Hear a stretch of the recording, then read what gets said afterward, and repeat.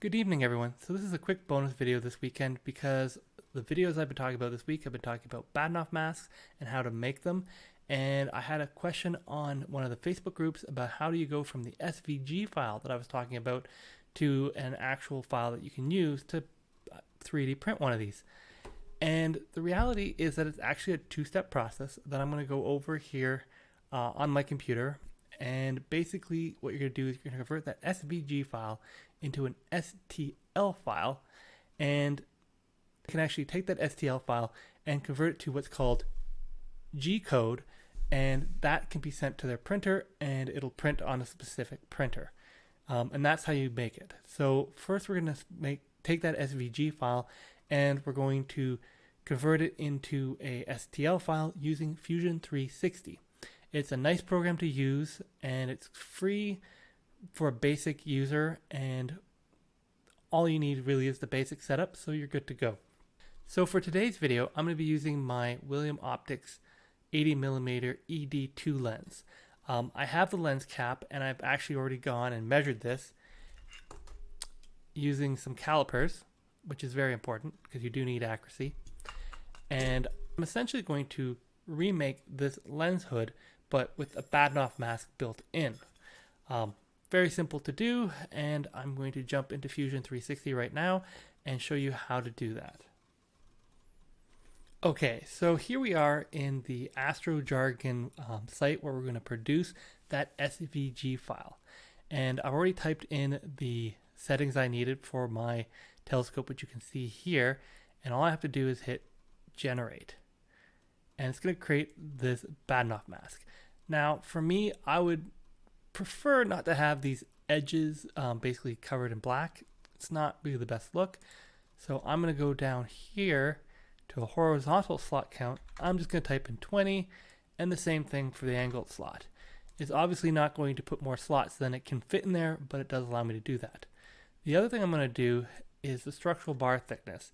I'm actually going to change that to 4.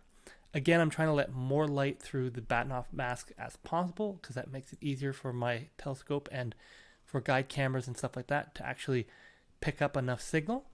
And I'm going to then hit generate again. This time at the bottom of the page. Why? I felt like it. And that's going to create our Bahtinov SVG6. So this looks a lot nicer.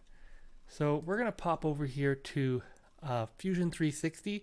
Again, you can get a free version of this. It doesn't have all the fancy tools but it works quite well. And basically what I'm going to do is I'm going to go create a sketch. I'm going to pick the XY because I want it flat. And I am going to create a circle that is 107.1. And the reason I'm picking 107.1 is because that's the diameter of this object. And so when I import the SVG file, I'm going to line it up with this circle, and this is important. I'm going to go to insert SVG. I know it's in my downloads. Pick the last one, and it's going to insert it. And here's what you can see, and I'm just going to hide myself for a second here. So here's why you want to put that circle, because it actually produces the SVG file from this point outward, and it's not centered, and it's important that that is centered. So I'm going to grab this here and pull it in and make sure it is pretty much as centered as I need. This doesn't absolutely have to be completely perfect, but the closer we get, the better off I feel.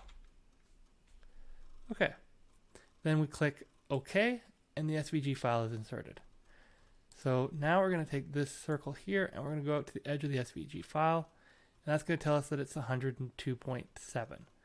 So this is the inside diameter of my lens hood. I'm going to actually type in 104, and the reason I'm doing this is because the lens hood actually has a piece of felt on the inside, and I know I could put a piece of felt on the inside of this to make sure I can pick up that little bit of gap if it exists. Plus, I do want to make sure there's a bit of a tolerance here. Okay, I'm back now. So now that we have this nice drawing and everything like that, it's now time to actually go and basically finish the sketch, because this is really that easy. And we're going to switch back here to the sort of side view, and we're going to go to extrude. And what we want to do is we want to extrude everything that we just made. And there's actually, and I know this is a little silly, 3 parts to it, 3 surfaces. And we're going to extrude it by dragging this one up here. And what I find is for my Bahtinov masks, I can get away with about 2. But for this example, I want to put 3 because I'd like to make it a little bit thicker because I learned a little trick recently. And we're going to click OK. So there's the Bahtinov mask. Now, one thing to note is it hides the sketch. And we don't want to do that because we actually do want that outer level of the sketch. So we're going to hide the body, and we're going to extrude again. And we're going to take this and we're going to extrude it about 14. Okay? And we'll put the body back, and it's going to show this. It's going to say we want to do cut. We actually want to join because we actually do want to make this as one complete object. And there we go. And now we can sort of orbit around, and we can see here's our mask. And it actually works out pretty well. Okay, so here is the 3D drawing. It is that simple. It only takes a few minutes to make. And then what you're going to want to do is go to Tools, which you can see here, and you're going to want to click Make, and you're basically going to want to select the whole thing. And this is the important part. You want to make sure it's all selected as one object. You can turn off this 3D utility. You can use Mesh Maker, but it's not really needed. You click OK, and you say. So here you save it, and I'm just saving it in my downloads because let's put it there for right now. And then we click Save. So that's created this STL file. So now you have your STL file, which is great. You can actually use that to go through your slicer and create a 3D printable file, or you can actually send that to somebody else who has a 3D printer and they can actually print the file for you. So this is a great point in the video to ask you to like and subscribe. As the next section, I'm going to show you how to actually do those steps so that you understand the whole process. So I use a program called CURA, and it's a free program for slicing. And all I do is take that Bahtinov mask and I drop it into the program. I'll hide that there. And there it is.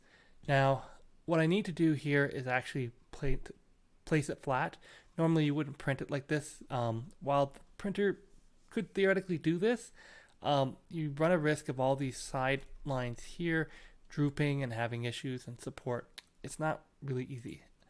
So what we do is we click here, which is align this face, which is the bottom, to the base plate. There you go. And there you go. It's going to automatically put it on the base plate. Since it's a Bahtinov mask, it's flat. This is a pretty easy thing to do. I have all my settings already here. If you have a 3D printer, obviously you have these settings set up already for your 3D printer. If you're new to 3D printing, I'm going to be having a video in about a week or 2 that's going to show you how to sort of calibrate some of those things. There are some excellent online resources for that as well. So this is really one of those situations where while 3D printing used to be sort of bleeding edge, it's still near the edge, but there's a lot of online tools to make it very accessible to everybody. So now all I do is click Slice, and it's going to take a few minutes to slice this, depending on the speed of your computer. My computer's pretty fast, it's going to do it, and it's going to take 5 hours and just under 6 hours to print this. Yeah, I'm obviously not going to do that. If we look at the preview here, it's 96 really fine layers. I know from printing a bunch of other Bahtinov masks, that's not as long as it needs to go. So I can go here, 0.3, and if I go down here to this, where is it? Speed, 50, slice. There you go, 3 hours, which is more reasonable. And if you really want to get creative, because I do like using this a little bit, you can run a program called Use Adaptive Layers, set up for 0.1, go up here, say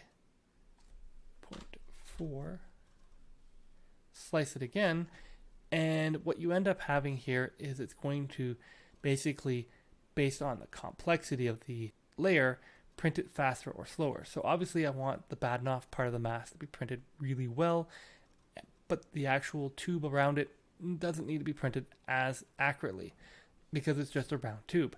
So then I save the file, and it's going to save it as GCODE, and that's what I can send to my printer. Now, there we go. I'm going to open that folder, and there it is. Now, for my printer, I'm going to pull that up. So I use a Raspberry Pi to control my 3D printer. I'm also able to observe it and watch it. I watch it when I'm working on my second monitor. I also have it on my cell phone. You can sort of see yep, there you go. So you can see it here on the cell phone. The reason I do this is because normally you'd have to put it onto a little SD card and then walk the SD card to the printer, plug it in, and you'd have to control the printer from basically the manual controls. And this is simply a much more elegant solution.